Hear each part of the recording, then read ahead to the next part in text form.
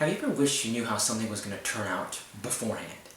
After that first initial interview with that dream job, whether you would land it or not. If after that first or second date with that someone special, if they would turn out to be the one that was set in motion your happily ever after. If in the midst of the trial or difficulty that you found yourself in, that if somehow, some way you knew that it would turn out for the good and for the better of yourself and for all those involved. You see, at some point and at some time, we've all wished that we could foretell the future, that we knew that the future would hold something good for us, and yet we're all plagued with the realization that we don't know the future at all. How many times have we set down a path expecting it to go one way or another, to only have it go a very different direction, for the good or for the bad? You see, this is further evidenced by many colloquial phrases that we use in everyday conversation. Phrases I dare say that you've used yourself. Phrases such as hindsight is 20/20, which simply means that for us many times things are not clear or understood until we look from the present, not into the future, but into the past. And then we can see things clearly as they ought to be, because things are clearer when we look to the past. Another well-known phrase that we often use is seeing is believing, meaning that we do not believe or trust in someone or something until we see physical, tangible, visible evidence to trust in.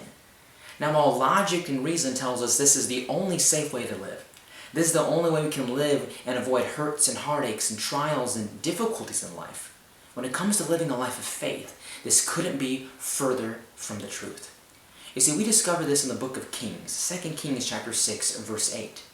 It begins by telling the story of the king of Syria, and as he sets in motion the war machinations against the kingdom of Israel. And he begins them, he gives his men orders of where to go and set up his forces to ready them for opposition against Israel.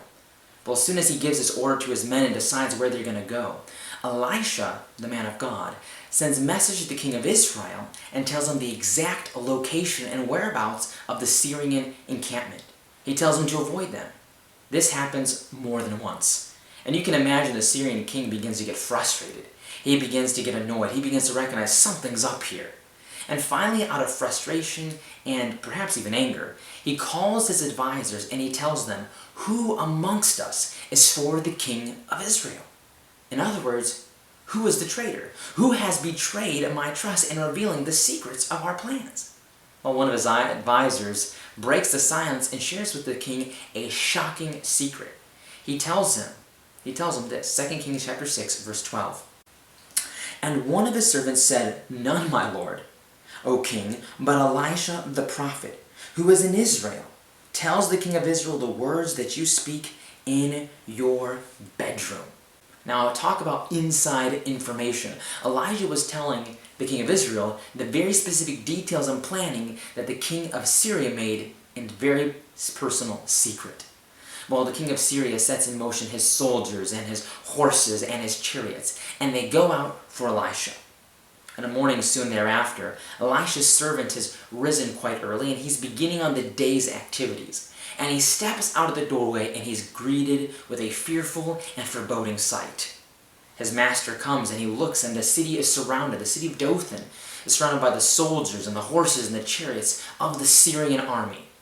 And he turns to his lord, and he says, "Alas, my lord, what shall we do?" And friends, I wonder how often have we found ourselves in that same situation. We've surveyed the land. We've looked at circumstances. We looked at the trials. We looked at our finances, our relationships, our children. We've looked at our health. You name it. Whatever crisis we've gone through.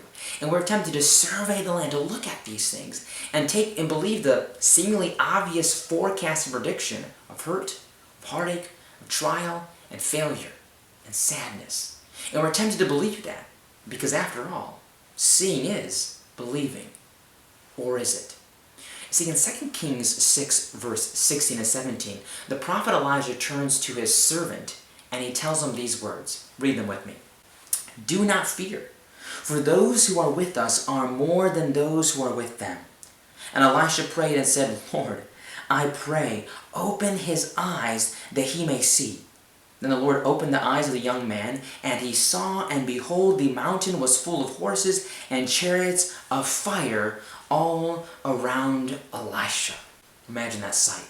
His eyes are open and he realizes, forget the soldiers and chariots of Syria. We have chariots of fire around us, protecting us.